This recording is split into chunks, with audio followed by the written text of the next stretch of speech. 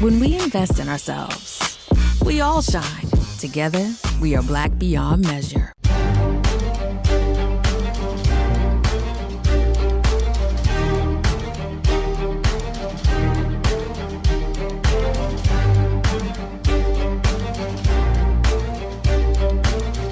Welcome to the Black Table, an hour devoted to exploring ideas and subjects of special importance to African people and to others, fighting to make and build a better world.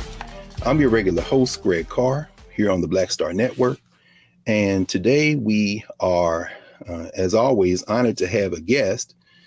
And this guest in particular, who is an incredibly humble spirit and brother and Baba, is, in many people's estimation, myself included, the kind of most important and prolific and representative thinker, writer, teacher of African descent that we have in the contemporary world.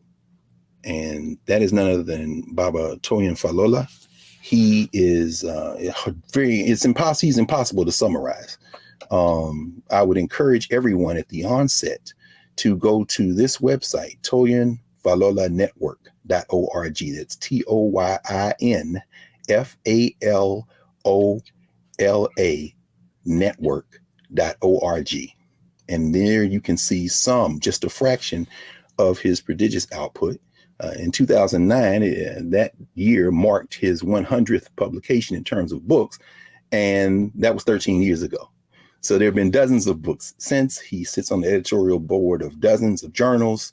He is a teacher, a culture keeper, a witness, recorder, community resource, historian, poet, Omoluabi, and I'm sure I butchered that, but my good dear friend and brother who is Babalawo at Howard University, Kola Abambola, who talks to our freshmen every year about Omoluabi, certainly would refer to this Baba as one. So I'm going to stop there because we could spend this entire time and 4 or 5 more black tables talking about this brother and invite him into the conversation.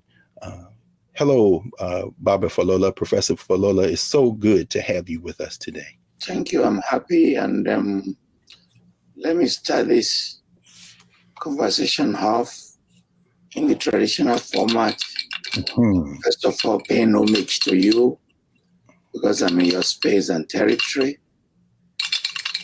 And I'm using the Babalawo's instrument. They call it a rocking, which gives blessing. A door can open inside and open outside. Wherever you want to open the door, it will open for you and it will unlock all the opportunities and give you those opportunities.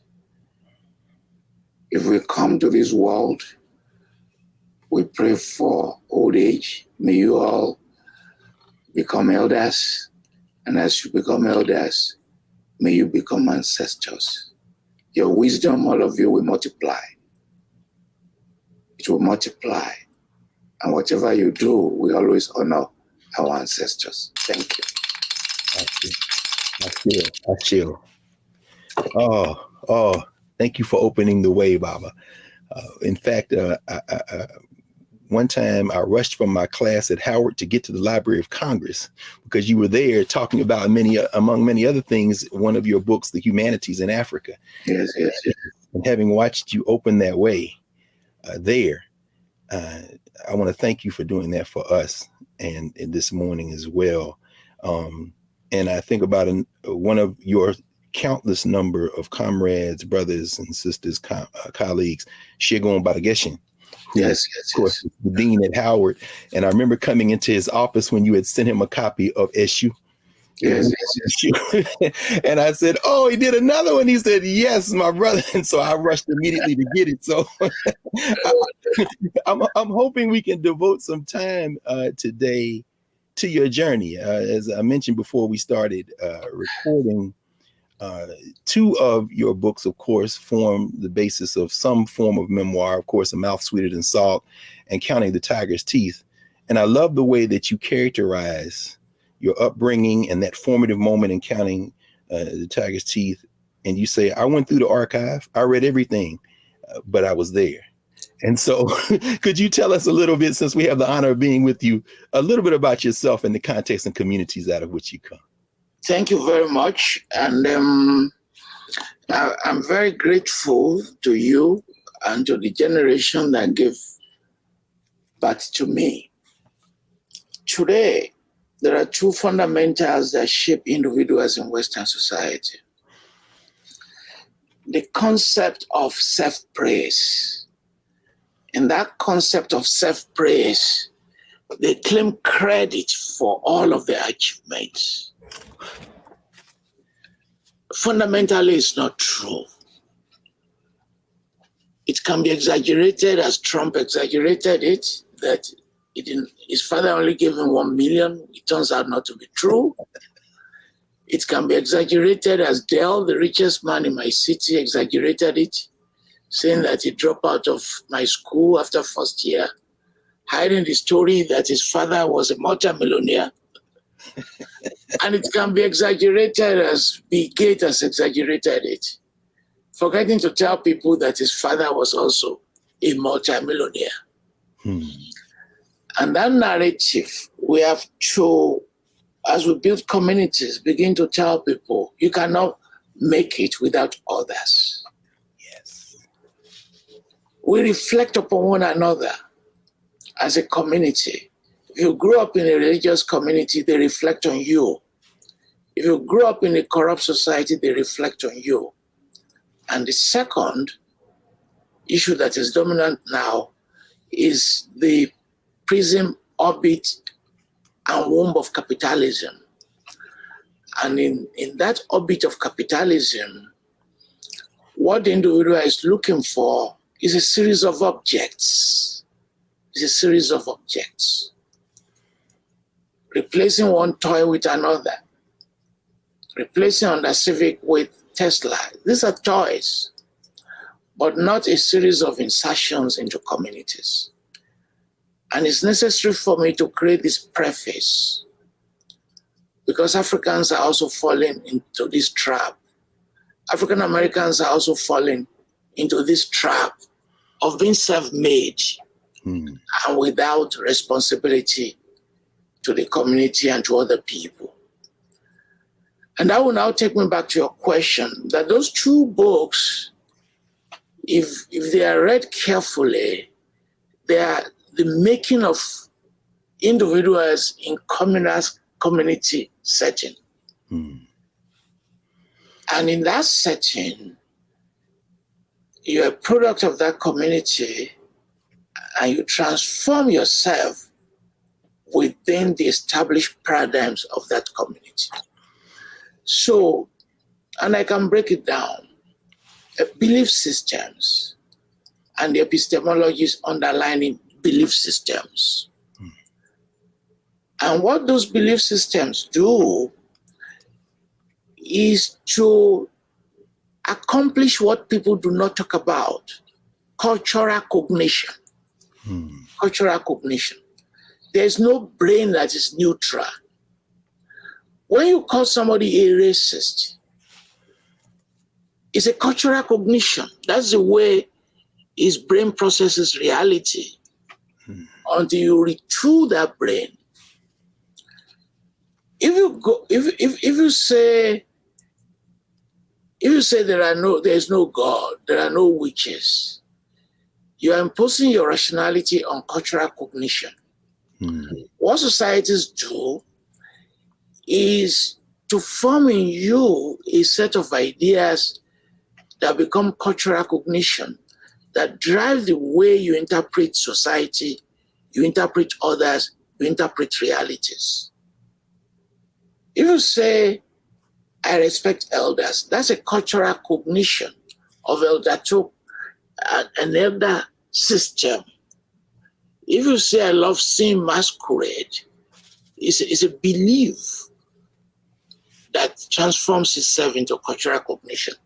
So if you break the elements of those two memoirs down, you are going to find an elaborate belief systems that implanted in individuals cultural cognitions,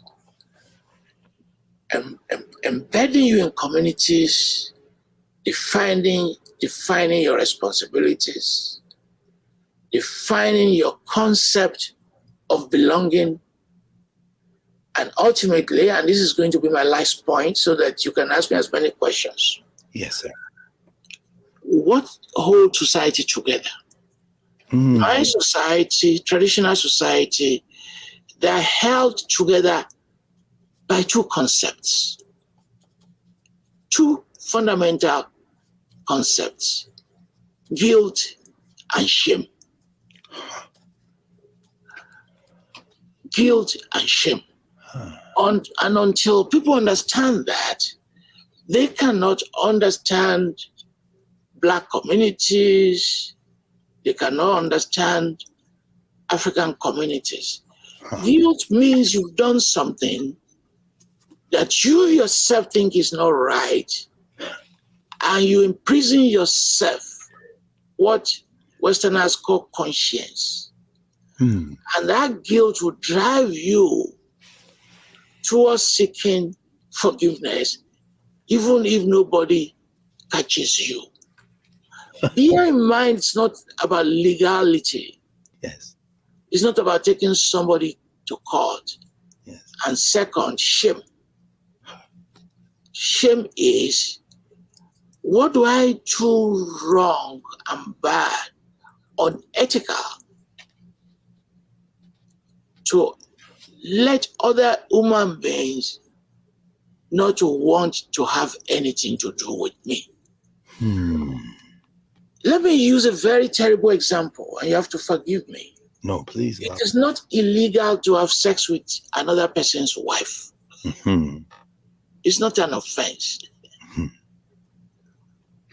But if you process guilt and shame, you won't do it. Shame means suppose you are caught. Right? Yes. Yes. The disgrace is so enormous. Yes. To the point of ostracization. Yes. But guilt means you are not caught. But you can't sleep. Because something is telling you that somebody already know. You see people talking, they figure it out. They're talking about me. Yes. And as we go into post-colonial Africa, you begin to see how that element of guilt and shame begin to disappear. And how we now begin to enter into serious fundamental issues of managing our societies. Yes. Yes. Thank you, Baba. We're going to pause here for a moment. And when we come back, we want to ask you to explore not only this question of what holds society together, but extend this conversation. So your work is centered in having us ask these broader questions, and grounding them in the knowledge that African people have created since really the origin of humanity. So thank you. And we'll be back in a moment here at the Black Table to continue this conversation with Professor Toyin Falola, who I should have mentioned at the onset is at the University of Texas and has been there since 1991. He is currently the Jacob and Francis Sanger Massacre Chair and professor in the humanities and distinguished teaching professor at the University of Texas, Austin. But he's so much more than that. We'll be back in a moment here at the table.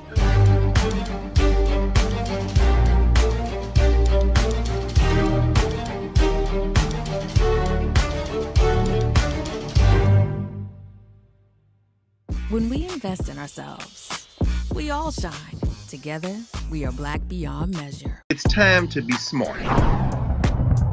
Roland Martin's doing this every day. Oh, no punches! Thank you, Roland Martin, for always giving voice to the issues. Look for Roland Martin in the whirlwind, to quote Marcus Garvey again. The video looks phenomenal, so I'm really excited to see it on my big screen. Support this man, Black Media. He makes sure that our stories are told. See, there's a difference between Black Star Network and Black-owned media and something like CNN. I got to defer to the brilliance of Dr. Carr and to the brilliance of the Black Star Network. I am rolling with Roland all the way. Honored to be on a show that you own. A Black man owns the show. Folks, Black Star Network is here. I'm real revolutionary right now. Roland was amazing on there. Stay Black. I love y'all. I can't commend you enough about this platform that you've created for us to be able to share who we are, what we're doing in the world, and the impact that we're having. Let's be smart. Bring your eyeballs home. You can't be Black-owned media and be scared. You dig?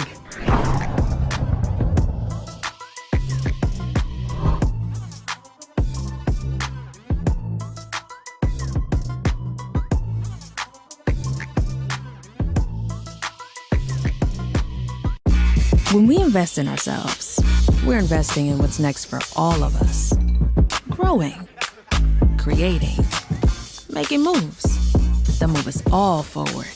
Together, we are Black beyond measure.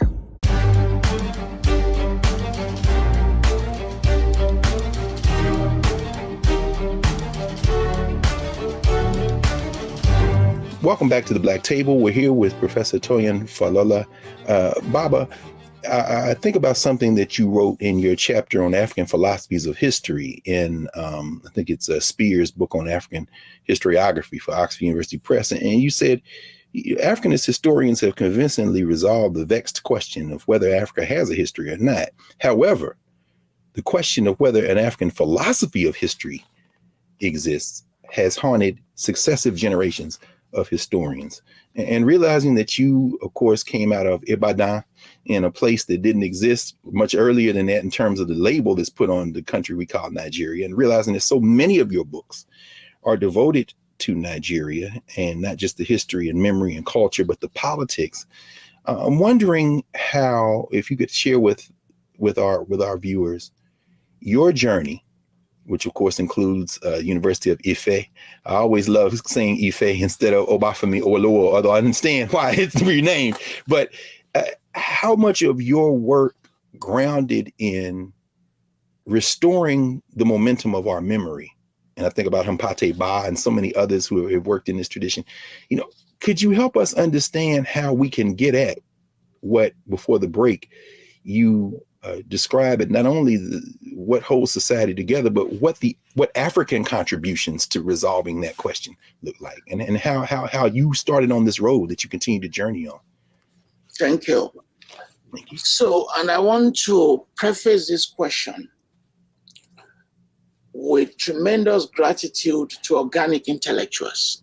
And by organic intellectuals, I mean those who do not make their living in universities, outside of the universities, but who've generated tremendous amount of knowledge that we have not paid sufficient recognition to.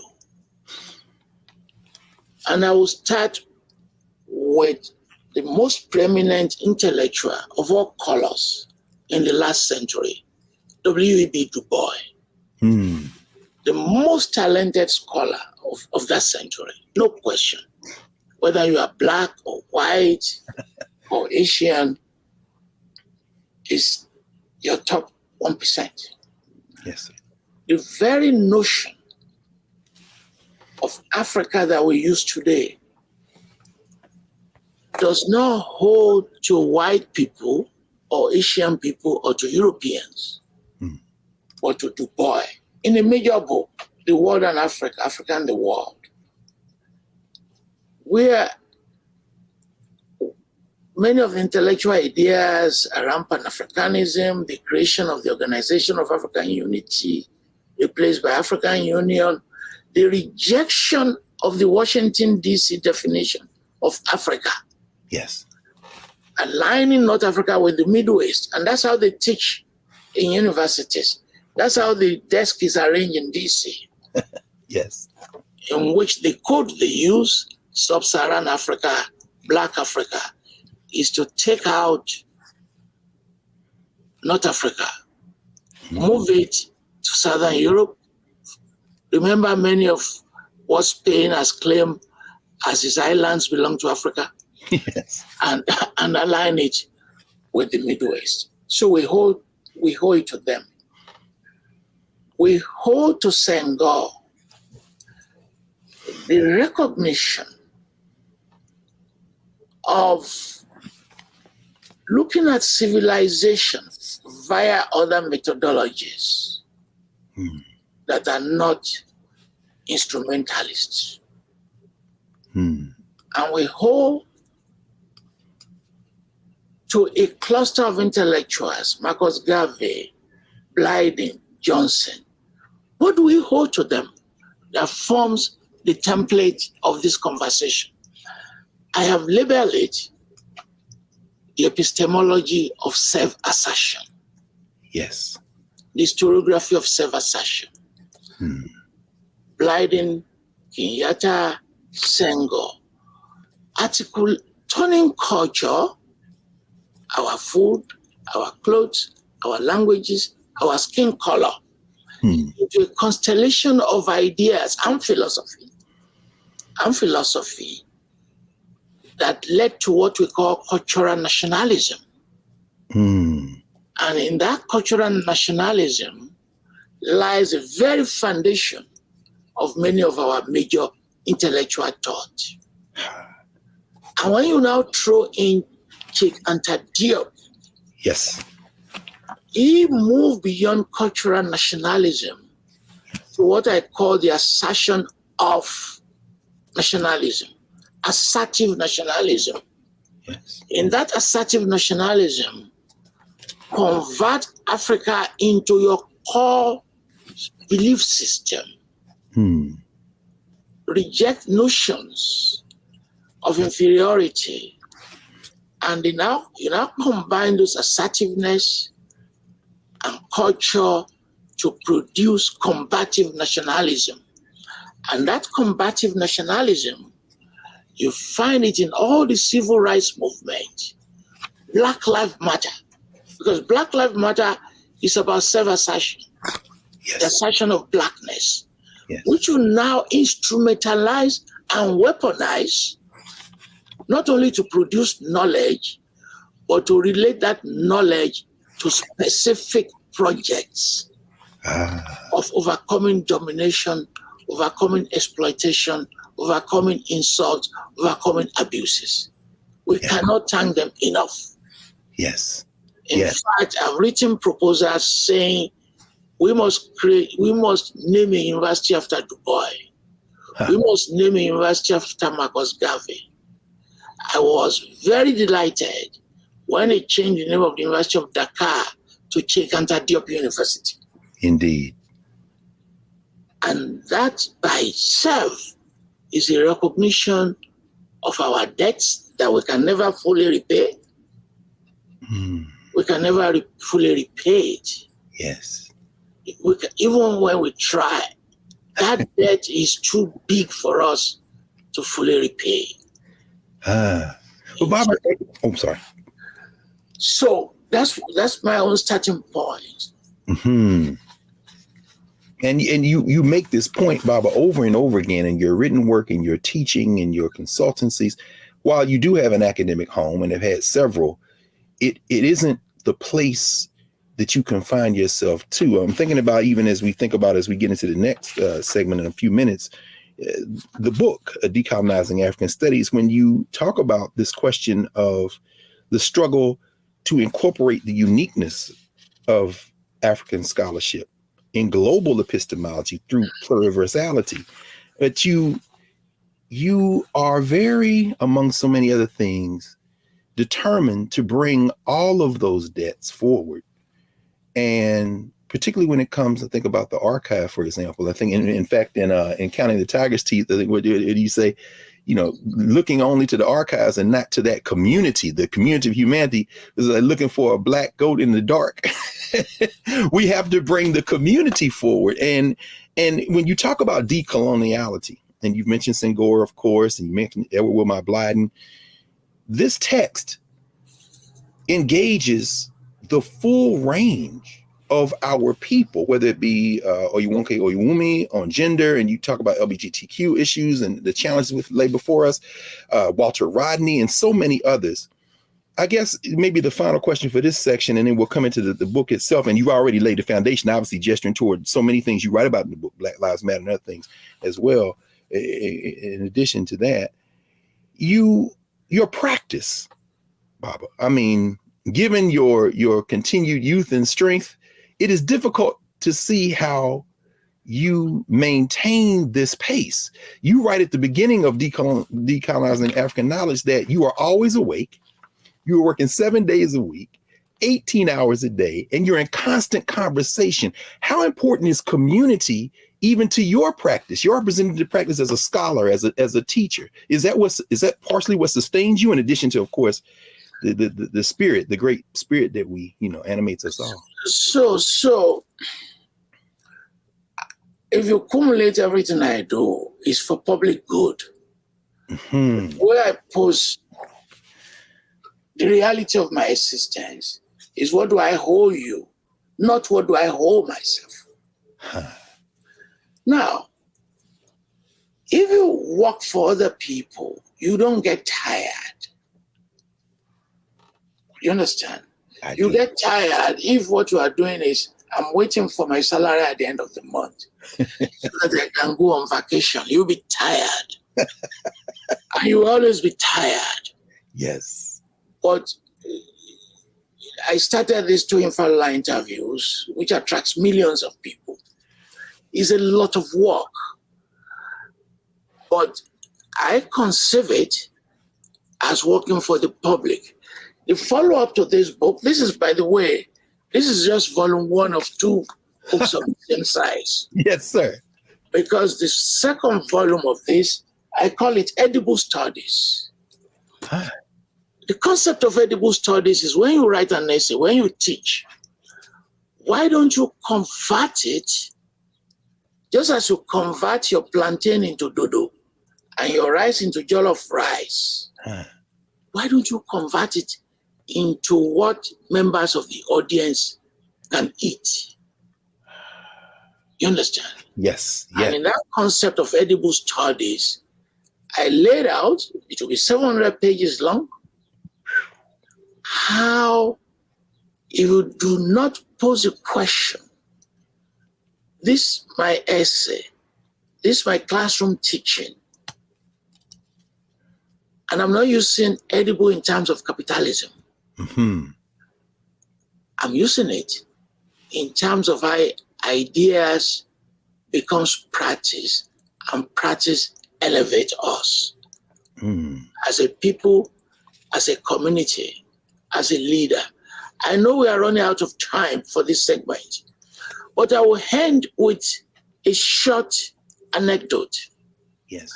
The tortoise representing whiteness, post-Columbus colonization, said not only would they use other people's labor, they will impose their own methodology and epistemology on them and their own culture and religion. And they began to collect their wisdoms. And they now said, having fully collected all the wisdom, they will now go and hide it on top of the largest tree and the longest. And they chose an Iroko tree.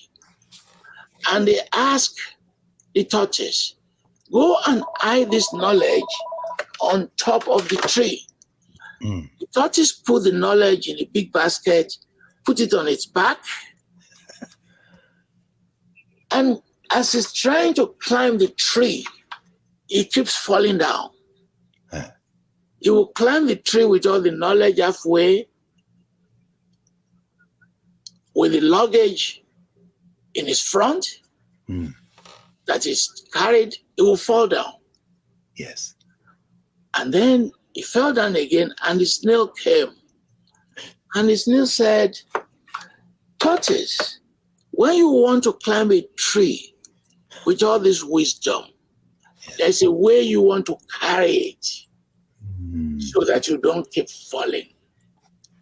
As snail said, you can hang it, or you can put it on your back, or you can carry it on your head. Yes. And then you're able to climb the tree.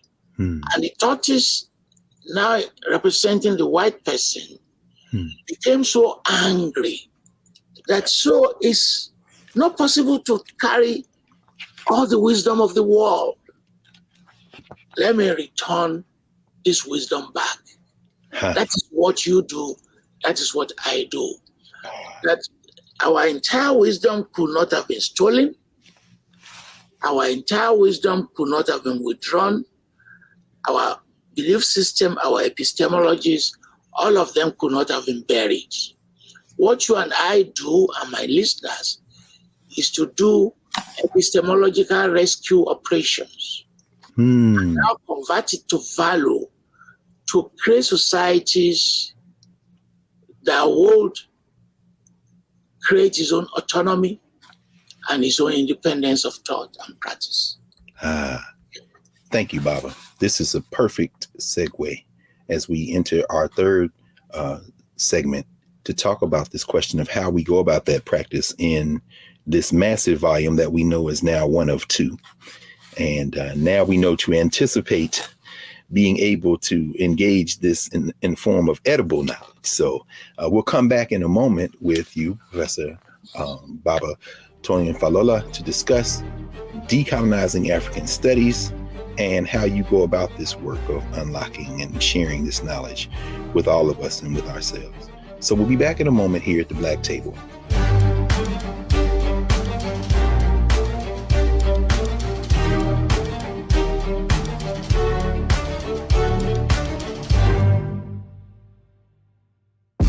When we invest in ourselves, we're investing in what's next for all of us.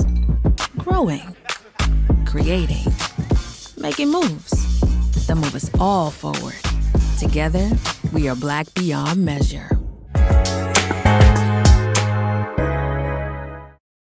When we invest in ourselves, we all shine. Together, we are Black beyond measure.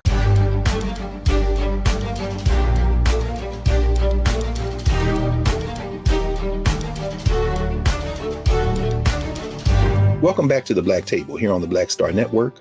Remember to support the Black Star Network as we continue to grow and develop. Conversations like this, you're really not going to see anywhere else. So when we left, Baba, you were leading us in this conversation of how we share this knowledge and how we engage. And think about that in terms of decolonizing African studies. Of course, this massive tome, 3 parts, 20 chapters. Part 1, knowledge production. Part 2, agencies and voices. Part 3, the disciplines, where you really anchoring in this question of decoloniality and decolonizing knowledge. You take us across the range from literature and language to the question of feminism, aesthetics, history, methodologies, and something that, and it resonates as well in one of your subsequent books, as I mentioned a moment ago, this question of autoethnography, this question of having us be in conversation with ourselves, not anchoring our knowledges, our epistemologies in the colonial archive, but in the human and living traditions. I'm wondering if you could walk us through some of the conversations that led to this text and what you're trying to help us understand about ourselves as African people, but as human beings, in terms of where the sources of our knowledge are, how we know what we know, and how they probably aren't to be found in the libraries as such, although we don't ignore those archives. Could you help us understand? Thank you. Your question is mixing 2 different books together. Ah, yes, it is. There's another book that follows this, published by Cambridge University, Autoethnography and African Knowledge System. Yes. That autoethnography simply means myself. And the argument is that you, I, other people can be converted into an archive. In that long book of 500 pages, I converted myself into an archive. Yes. And I said, you don't have to go to London or France to understand Africa. You only have to understand me. Yes, sir. Yes, sir. And I broke it down into pieces. What is the idea of the self? And I wrote, and there's a chapter in that book on textile. I'm wearing history. This is handmade. See this cap? We call this line fratax. When you see African hair, they are repetitive pattern. Anything you see something repetitive, yes, is a fractal. Yes. But in that repetitiveness, the beauty comes out. Mm-hmm. It's a knowledge system, you understand? Yes, sir. Mental fact in which your brain, the mentality that is locked that we do not see, yes, produce the artifact, the cap that we can see. Yes. And in this combination, it produces an aesthetics. Mm-hmm. You understand? I do. Yes. Yes. So you embody yourself in knowledge. You understand? Yes. And as you produce words, the most powerful instrument, you are producing a constellation of knowledge. You understand? I do. Well, Baba, I remember even in the chapter after Cambridge, now, if you now go to school, yes, and they begin to teach you, the way I will break it down, as in the book that you are using to organize this conversation. Yes, sir. Is the transition in knowledge over the years. 19th century self-assertion, confronting colonial epistemological damages, the violence. Yes. People like Garvey, Johnson, Du Bois, they are responding to that violence. Yes. to the half stories. And they were very successful.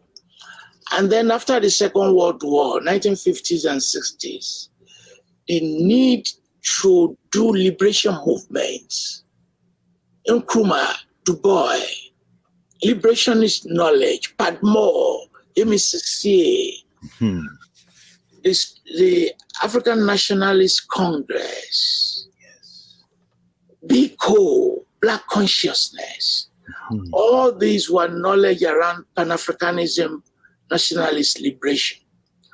And as we began to face post-colonial challenges, civil rights movement, we began to talk about dependency theory. How Europe underdeveloped Africa is 50 years old this year. Yes. And we are celebrating it. I've contributed to an essay to celebrate that book. And as we became disappointed in the 70s and 80s, we began to talk about Marxism. Yes. Ethiopia, Nyerere, yes. And then post-apartheid Africa, emphasis on African knowledge system, African Renaissance. I Am an African by Mbeki. Yes. And then as the disappointment began to come into South Africa, we began to talk about roads must fall. Yes. Roads must fall began to organize us. And then today,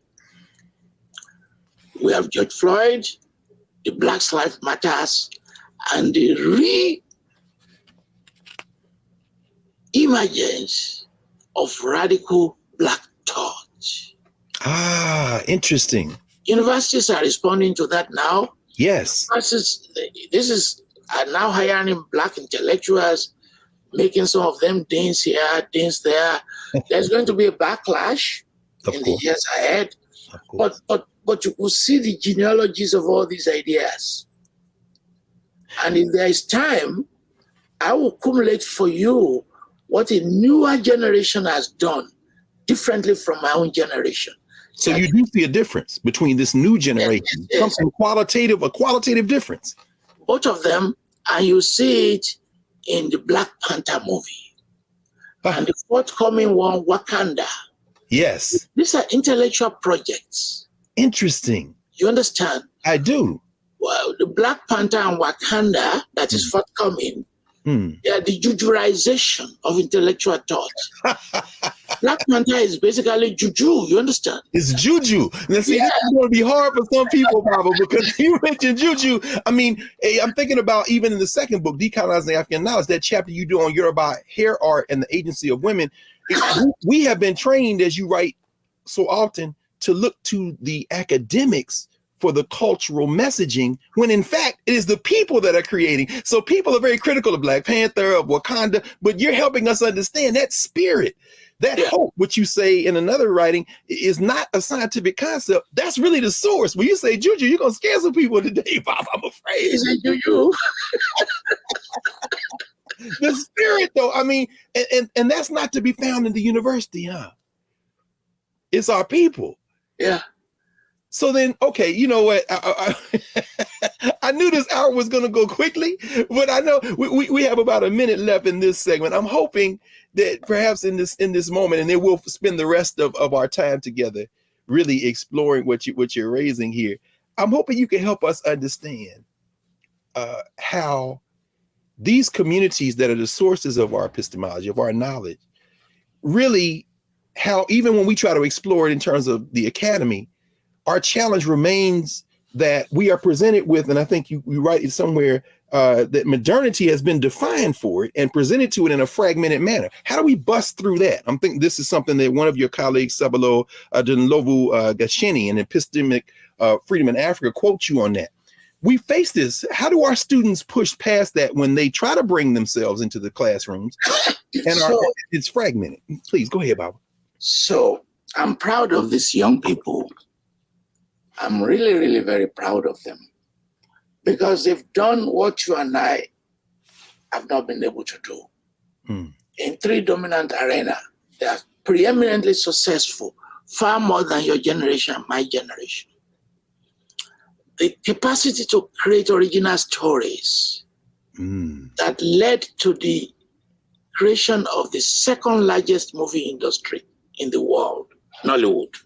Yes, yes. It does not hold to you or I. No. The creation of music that is so global, unprecedented. Simi, Davido, all this, the two biggest music in the last 2 years came from Africa. Jerusalem. Yes. And Bugalolo. I hope you've listened to Bugalolo. Yes. Yes. These young people are incredible and they're connecting with each other, Bob. It's so inspirational. Yes. Bugalolo is bigger than what Pan-African, what Du Bois can ever imagine. Yes, sir. Yes, sir. And Jerusalem is bigger than what Marcus Garvey could have ever imagined. Absolutely. Bugalolo last May was the #1 anywhere in the world. Yes, sir. Yes, sir. So, and they've been able to transform fashion. You understand? Absolutely. And they're now transforming restaurants. To eat, there is a restaurant in New York very popular now, $75 to eat Yoruba food. What? Did you ever think you would see the day, Baba? In a classy restaurant. You understand? So, and arising from those practices, they've been able to generate new theoretical platforms. You can bring me back again to talk about them. Afropolitanism and Afrofuturism. You understand? Yes. It is not you or I who generated it. And I presented a paper 3 weeks or so ago saying that this Afrofuturism, this Afropolitanism, do not think they are not connected with Pan-Africanism, because they are. And I did the connection. This is going to be my last sentence for this segment. Yes, and I did the connection that do not disconnect them. Do not disconnect Black Panther from Marcus Garvey. The power of Africa, the Back to Africa movement. Yes. Because if you disconnect them, you cannot track the lineages of theories and liberationist ideas. This is so critical. In fact, I'm not going to say anything right now. I'm going to ask us to pause for a moment, and when we come back, we want to explore this very essential moment of not disconnecting, continuing to connect and strengthen those connections. So thank you, Baba. We'll be back in a moment with Professor Toyin Falola, Dr. Falola from the University of Texas, Austin, and really the world. We'll be back in a moment at the Black Table.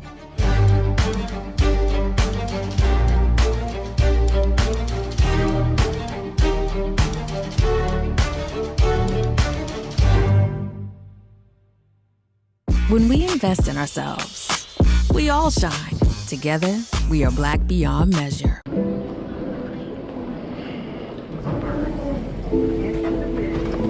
the window seats. These are the only bins that will accommodate larger rollerboard.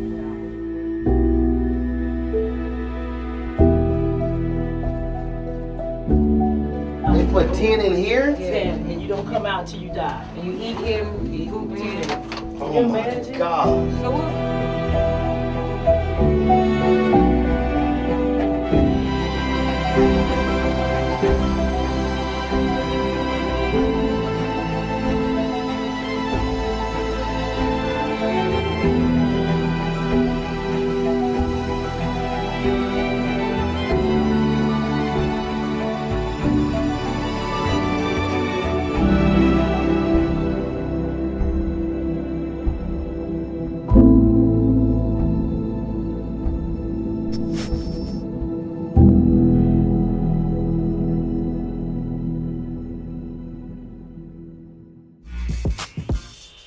When we invest in ourselves, our glow, our vision, our vibe, we all shine.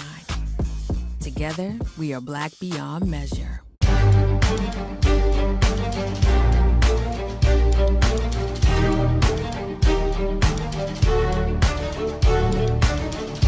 Welcome back to the Black Table here on the Black Star Network. I'm Greg Carr, joined today by Professor Toyin Falola from the University of Texas and Really Global.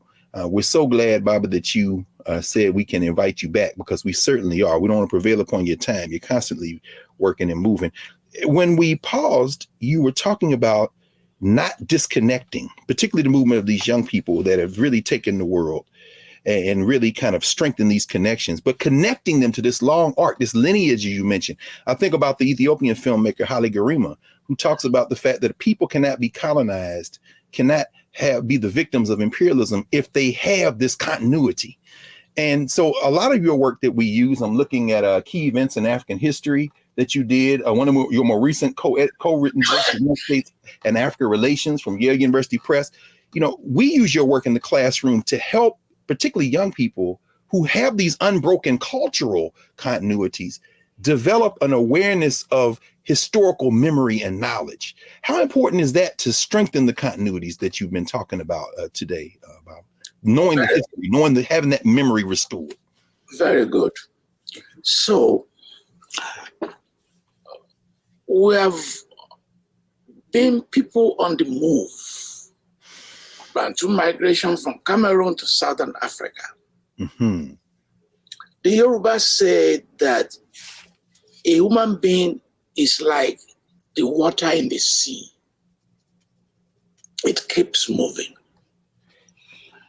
And as we keep moving, we have waves and waves of Africans in Africa and outside of Africa. Your colleague many years ago created this beautiful map of the African diaspora. Joseph Harris, yes. Yes. Yes. Our waves in the Indian Ocean. This is an impressive map. Yes. Our waves across the Atlantic, enslaved. So we have the enslaved.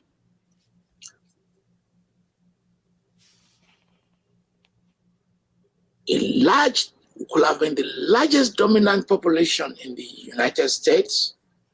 The reason why that is not so is not the subject for today. But they created an African American identity with so many ideas around the diaspora. Then some waves came when Africa was under European powers. They went to historically black colleges. Mm-hmm. They produced Kwame Nkrumah's. Barack Obama's father came during that time, produced the first black president. Yes. The economist from Jamaica, the father of your current vice president. Yes. Harris, that's another wave. Yes. And my own wave from the 80s. Each of these waves is producing solid intellectual thoughts. We lump these intellectual thoughts together, fine, but we can also connect them. The current generation producing Wakanda, Black Panther, cosmopolitanism, Afrofuturism, Afropolitanism. These were hybrid.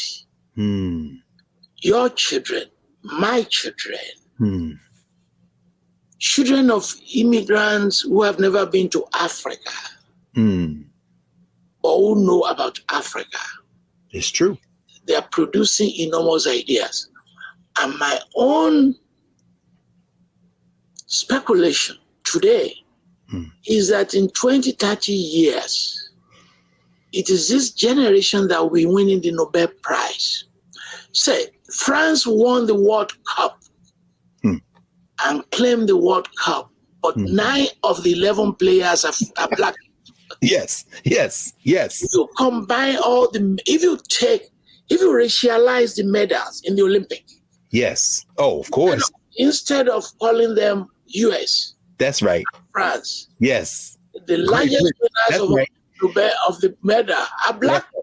That's right. That's right. Well, Robert, I don't want to interrupt you, but I know we're coming up against the clock, but I do want to, hopefully we can squeeze in a question, because much of your writing, you don't shy away from the politics. the existential crises we're facing, whether it be global warming, the political crises we're facing in terms of world hunger and the real tragedy of how this world system has oppressed so many people. How do we manage that? So many of your books, for example, are focused not only on the history of Nigeria, the history of the groups and the nations that make up Nigeria, but on Nigerian politics. What are the political implications of this movement? Very good. So the theory in Western academy is that Africa is irrelevant, Africa is marginal. Absolutely. But Africa is at the very center of their politics. You cannot understand the rise of Trump without foreigners. You cannot understand the rise of Trump without immigrants. People like me. Yes. And people from Mexico are major factor in understanding American politics. You cannot understand Brexit without understanding Peckham and Liverpool and Asians in America, in Britain. Yes. So on the one hand, you say we're marginal, but on the other hand, we centralize ourselves in your politics. Right? Yes. So that cannot be marginal. This is the main concern in Europe, other than when Ukraine started, is about me and you. Right. Mediterranean. Yes. That's the center of politics in France. That's the center of politics in Spain. Yes. So it is how you and I have to frame Africa. And by Africa, you're not just talking about Africa, you're talking about the world, the African world. Yes. Is that we are not doing the framing appropriately. You understand? Yes, sir. We are not framing it as, for instance, I'm a philanthropic donation to the United States from Nigeria. Indeed, you are, Bob. You understand? We're not talking about Africa technical support to the United States. No. You understand? Of course. Half of the doctors produced under Rawlings work in America. So J.J. Rollins in Ghana. You talking about the Ghanaians? Yes. Poor Ghana is doing a major technical support to the American medical system. I think people don't understand that, Baba. I mean, again, please forgive me. I know we run out of time, and I hope you will come back so we can continue this conversation. We've been really enriched by this. We're a little over, but I hope you could give us a few seconds on your work with the Toyin Falola Center. I know that you've had conversations with leaders, and just so people can look for themselves. And again, go to toyinfalolanetwork.org so you all can kind of. Well, I run 3 initiatives. The center looks for money for poor people. It's a redistributive approach. I collect money from a rich person like you, and I give it to a poor person who looks like you. Yes. Yes, sir. And then I do the Toyin Falola interviews, bring in major voices. The last one we did was with Mbeki. Yes, I saw. And I established a consortium, bringing together over 20 university presses to create the Pan-African University Press, with a focus on our colleagues in Africa, how we can put their ideas on the table. Yes. Because we've always had this idea. Yes. Whenever I have 2 minutes left, let me know so that I can make my closing statement. Well, I think we've gone over, Baba. So if you don't mind, with your indulgence, please forgive me. We can have it now, please. At least for now. We will invite you back, please, Baba. So, in facing Mount Kenya, Jomo Kenyatta created a very brilliant anecdote. And he said this anecdote in the forest. And he started by saying, the animals, they wanted to imitate human beings, and they don't want the rain to beat them. They don't want the sun to pound them.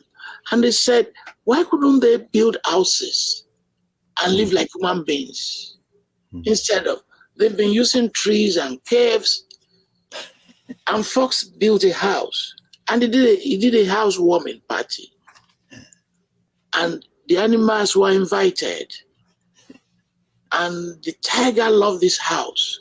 And they drove away the fox from it. The family of the cat. He built another one. And tiger drove him out of it. And then he built the biggest one. And invited all the animals. Unknown to them, he devised a system to set fire on the house. And as they wanted to take away the house from him and they were rejoicing, Fox burned down the house. And burned down all the animals. With the anecdote saying that if you don't do justice, don't expect peace.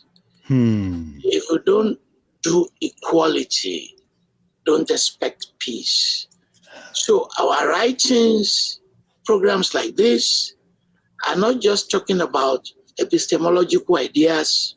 Yes. As you pose your question, you are talking about epistemological liberation.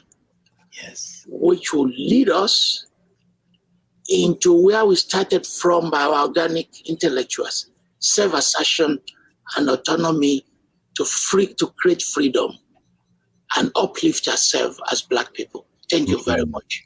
Thank you, Modupwe. I hope I said it right. Baba, thank you so much. If we were physically in person, it would be an honor to sit at your feet, and we have done that today. We honor you. You honor us with your presence, and we hope you will come back soon to join us in conversation. And may the road be clear, and may you always have a blessing and cool water as we continue forward in this journey we call life, Baba. Thank you so much. Thank you so much. All right. So we'll be back in a moment to clear the table. Thank you. Thank you.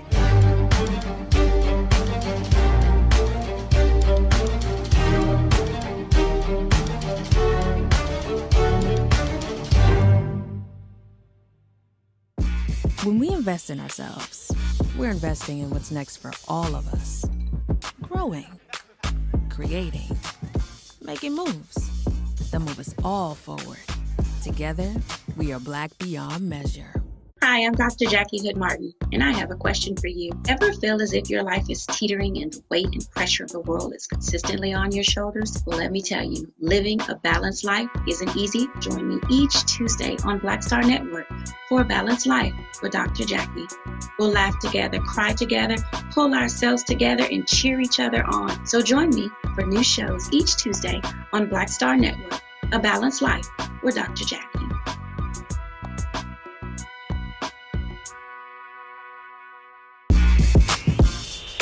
When we invest in ourselves, our glow, our vision, our vibe, we all shine. Together, we are Black beyond measure.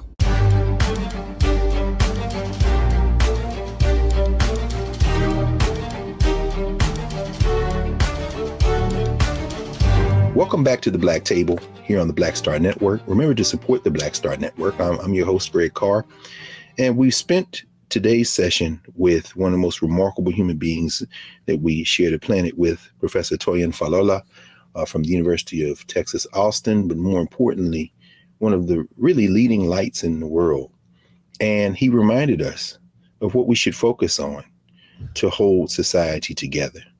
And he reminded us to always think, what can I do for you? And that is the source of our life, of our energy. So we want to close with his words. This is actually from his book, The Humanities in Africa, from 2016.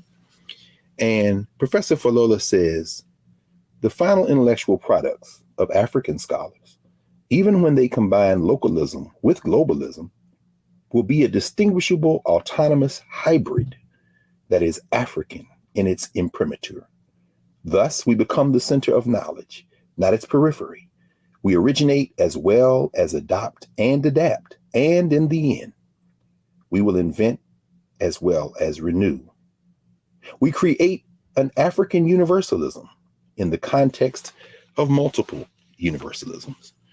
Toyin Falola has modeled for us the best in human efforts to create a better world, a better society for ourselves. And as the Yoruba people, his people might say, we're on earth to work on our character, Iwa. And he is a true Omoluabi, a man who is about community. So thank you. We will see you next week at the Black Table. In the interim, stay safe, continue to learn, and support the Black Star Network. We'll see you soon.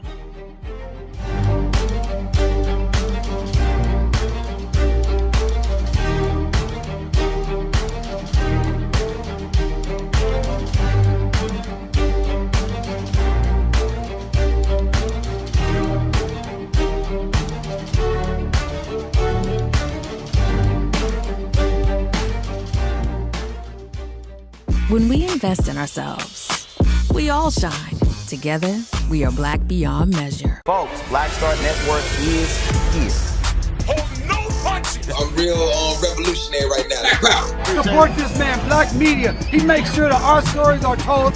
Thank you for being the voice of Black America, Roland. Hey, Black, I love y'all. All momentum we have now, we have to keep this going. The video looks phenomenal. See, this difference between Black Star Network and Black-owned media and something like CNN. You can't be Black-owned media and be scared. It's time to be smart. Bring your eyeballs home. You dig?